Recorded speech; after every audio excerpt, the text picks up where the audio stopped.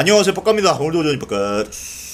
지금 카광에 대한 논란이 있죠. 카광을 아실 분들만 아실 텐데, 뭐 여장을 하고 렌챗으로 성욕에 환장한 남자들 낚시하는 그런 걸 주로 하다가 요즘엔 안 하고 최근엔 나락의 삶이란 콘텐츠로 바꾼 것 같습니다. 굉장히 극악의 마이너한 감성이고 그만큼 호불호도 센 만큼 그런 단단한 팬덤도 좀 있는 걸로 알아요. 근데 이번에 fem코에 새벽에 글이 하나 올라왔는데 카광 때문에 자기 동생이 살자를 했다는 겁니다. 몇 달 전 친동생이 랜덤 채팅을 하다 유튜버 카광에게 낚시당했습니다. 그리고 이게 동생과 카광이 나눈 대화를 포렌식한 거라고 해요. 내용을 보면 그냥 우리 집에 와서 술 한잔 하자고 하는 내용입니다.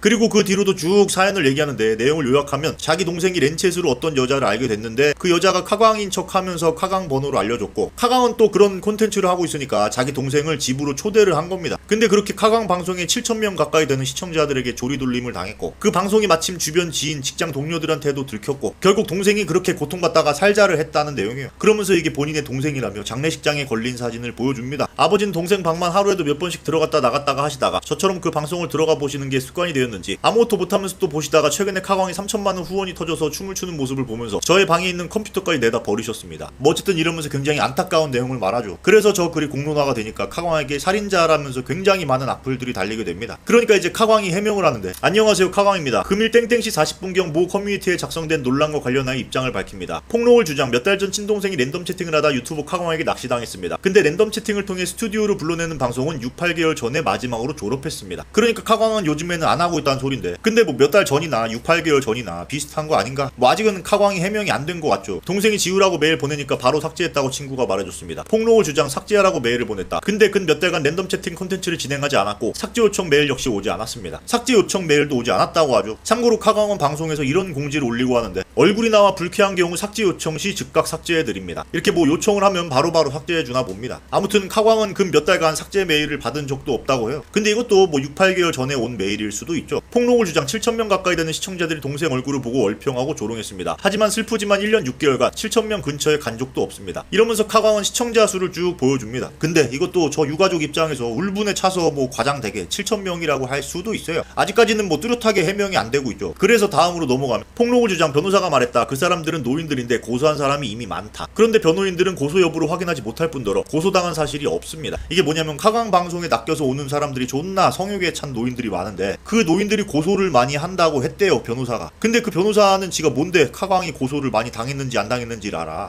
조금씩 냄새가 슬슬 납니다. 그러다가 결정적으로 폭로를 주장. 6월 11일 동생 사망 후 동생 방만 하루 몇 번이나 들락이는 아버지가 최근에 3,000만원 후원받은 카광이 춤을 추는 모습을 보며 컴퓨터를 내다 버렸다. 그런데 게시자 주장. 동생 발인 6월 11일, 3,000만원 후원받은 날짜 5월 13일. 그러니까 3,000만원 후원을 받은 생방송은 5월에 있었고 6월에 동생이 죽었대요. 근데 6월 이후에 아빠가 동생 방을 들락날락 할 정도로 분해하고 있는데 카광이 3,000만원 후원받은 방송을 보고 컴퓨터를 내다 버렸다는 겁니다. 동생이 죽은 건 6월인데 3,000만원 후원받은 건 5월이야. 시간 순서가 맞지 않습니다. 그리고 사실 저 가족은 변호사와도 상담하고 죽은 동생 포렌식도 하고, 저 가족들이 다 카광 방송 보면서 분노해야 할 정도면 이미 저 가족은 카광을 가해자라고 특정하고 있다는 건데, 2달 동안 카광에게 뭐라도 소식이 있어야 되겠죠. 그런데 저로 인해 누군가 살자 했다면 상식적으로 수사기관에서 조사라도 받아야 할 텐데 이로 인해 신고가 들어온 적도 없고요. 조사를 받지도 않았습니다. 단 한 번도 너 때문에 누가 죽었다면 메일로 원망받은 적도 없습니다. 그러니까 동생이 죽고 아무런 신고나 메일 한 통도 없었는데 갑자기 저런 글이 뜬 거라고 합니다. 그리고 텔레그램을 통해서 포렌식을 했다면 보통은 이런 식으로 나와야 하는데, 저 원글이 보여준 포렌식 했다는 사진을 보면 메모장에 대화를 저렇게 적어놓고 모니터를 사진 찍은 걸로 보이죠. 그러면서 카광은 재작년부터 허위사실을 계속 유포하는 사람이 있는데 그 사람과 동일인으로 보인다면서 여러가지를 분석하는 글도 올려놓습니다. 자, 그리고 무엇보다 저 동생이 죽었다는 글은 삭제가 됐어요. 저 글이 올라온 지 1시간 만에 삭제가 됐다고 합니다. 카광이 삭제 요청한 것도 아니고 본인이 삭제를 했대요. 그러니까 뭐 주작인 것 같죠. 아마 카광을 싫어하는 사람이 악의적인 글을 퍼뜨리는 게 아닐까, 아니면 지가 직접 카광에 낚여서 영상에 나왔던 사람이거나. 이게 주작이라면 원글에 저기 이름도 안 가리고 올렸더만 저 망자는 본인도 모르게 카광 방송에 낚여서 죽은 사람이 됐습니다. 유가족분들은 저 주장러에게 화가 나지 않을까? 뭐 카광이 고소했다고 하니까 이제 앞으로 결과를 지켜보면 될 것 같습니다. 그래서 저 글이 올라온 지 1시간 만에 바로 내렸음에도 새벽에 커뮤니티에 굉장히 논란이 있었는데, 이게 왜 이러냐면 우리나라에서 특히 성역화되는 부분이 누구누구의 죽음입니다. 그래서 그만큼 안타깝다는 명목으로 정의를 빙 빙자한 공격이 가장 많은 나라가 우리나라죠. 그래서 다른 말로 가장 좋은 무기가 다른 사람의 죽음인 거야. 내가 평소에 싫어하는 사람 담글 수 있는 무기가 생겼으니까 좋잖아. 그래서 누가 죽었다고 하면 아무따 하고 바로 공격을 빠르게 하면 할수록 본인이 정의로운 사람이 되는 뭐 그런 게 있나 봐요. 그래서 저런 식으로 자극적인 주작글이 굉장히 빠르게 퍼졌고 현재 카광은 잘 대응하고 있는 것 같긴 한데 법적으로도 잘 처리하시길 바랍니다. 어쨌든 오늘은 새벽에 있었던 카광에 대한 논란이었는데 물론 카광에 대한 호불호가 굉장히 세지만 뭐 아닌 건 아니라는 생각입니다. 그래서 오늘의 한 주표 역시 이 나라는 선동 가성비가 최고다.